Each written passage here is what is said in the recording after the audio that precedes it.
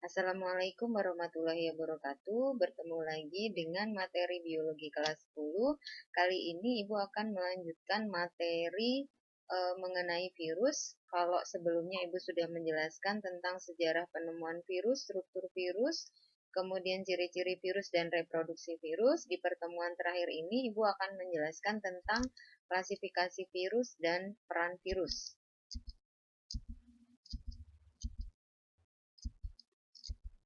Nah, yang pertama Ibu akan menjelaskan mengenai klasifikasi virus. Nah, virus itu dikelompokkan berdasarkan inang yang diserang. Ingat, inang itu adalah makhluk hidup yang dia serang atau dia tumpangi.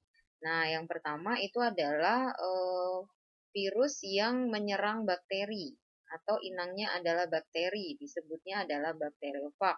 Contohnya adalah eh, virus T yang menyerang bakteri E. coli, ya. Kemudian yang kedua adalah virus yang menyerang mikroorganisme eukariotik. Nah, contohnya itu yang menyerang protozoa atau pada jamur. Contohnya adalah mycovirus. Kemudian virus yang menyerang tumbuhan. Contohnya adalah TMV, tobacco mosaic virus. Kemudian yang keempat adalah virus yang menyerang manusia atau hewan. Nah, ini banyak contohnya, nanti kita akan bahas di virus yang menyerang manusia, ya. Salah satu contohnya di sini adalah herpes virus.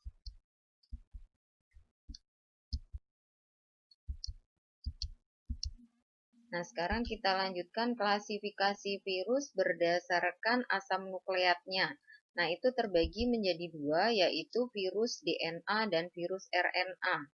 Nah, ini berarti kalau virus DNA ya berarti asam nukleatnya hanya DNA, ya. Nah, ini contohnya adalah virus influenza, virus corona yang saat ini sedang mewabah atau pandemi di seluruh dunia, kemudian virus SARS dan HIV. Kemudian yang virus RNA contohnya campak, cacar, polio, dan herpes. Selanjutnya mengenai peran virus. Jadi peran virus ini ada dua, ada yang positif, ada yang negatif, artinya ada yang menguntungkan dan ada yang merugikan. Nah, peran virus yang menguntungkan, contohnya virus itu dapat dibuat vaksin, seperti sekarang negara kita sedang mengusahakan vaksin untuk penyakit COVID, ya, yang disebabkan oleh coronavirus. Nah, ini contoh-contoh vaksin yang sudah ada atau yang sudah berhasil. Nah, contohnya adalah vaksin MMR, ya. Nah, ini untuk mencegah penyakit cacar, gondongan maupun campak. Kemudian OPV, oral polio vaksin, itu untuk mencegah penyakit polio. Kemudian HZW, nah itu varicella zoster vaksin, itu untuk mencegah penyakit cacar air. HBV, hepatitis B vaksin, itu untuk mencegah penyakit liver atau penyakit kuning atau penyakit hati. Nah, kemudian yang kedua mengenai peran virus yang menguntungkan itu untuk membuat pelawan racun atau antitoksin. Kemudian yang ketiga adalah untuk melemahkan bakteri patogen. Ingat, bakteri patogen itu adalah bakteri yang menyebabkan kerugian atau penyakit khususnya pada tumbuhan dan manusia. Kemudian membuat peta kromosom. Nah, ini di yang kedua, ketiga, dan keempat itu nanti pembahasannya itu di kelas 3 SMA, ya. Kemudian interferon. Interferon itu adalah senyawa yang terdiri dari protein yang dihasilkan oleh sel-sel tubuh yang terserang oleh virus. Nah, cuman interferon ini dia dihasilkannya sangat sedikit sehingga kurang efektif dalam mempertahankan sel dari serangan virus.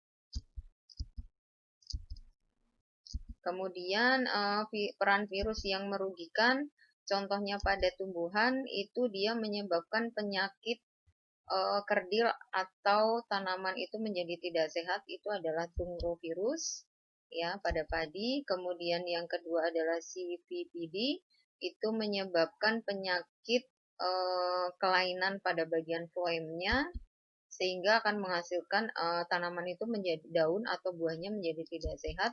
Yang ketiga TMV, tobacco mosaic virus, itu menyebabkan bercak kuning dan juga kerdil pada tanaman tembakau.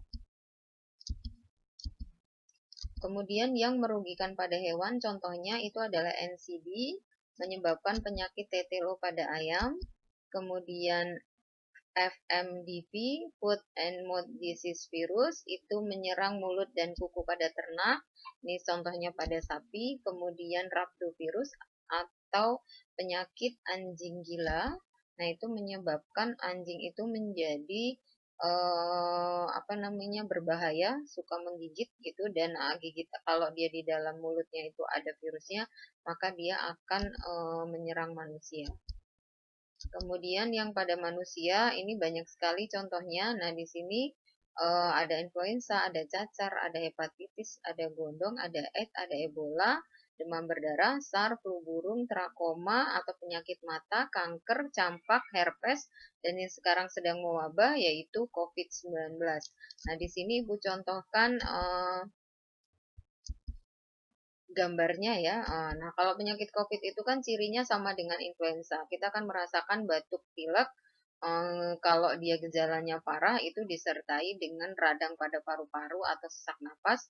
Nah, ini yang kedua ini adalah contohnya herpes. Jadi seperti bintik-bintik merah-merah begitu. Kemudian nanti ada nanahnya. Kemudian DBD itu bintik-bintik merah, tetapi lebih dirasakannya itu demam sebenarnya ya, demam yang naik turun. Kemudian ini digambarkan bedanya campak dan rubella. Ya, jadi kalau secara umum itu hampir sama ya. Nah, kemudian ini adalah gondongan. Nah, ini salah nih, harusnya tulisannya itu dia polio ya di sini ya, yang gambar yang ini. Nah, ini adalah polio.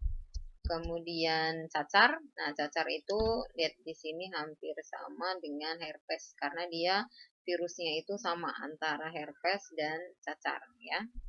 Ini.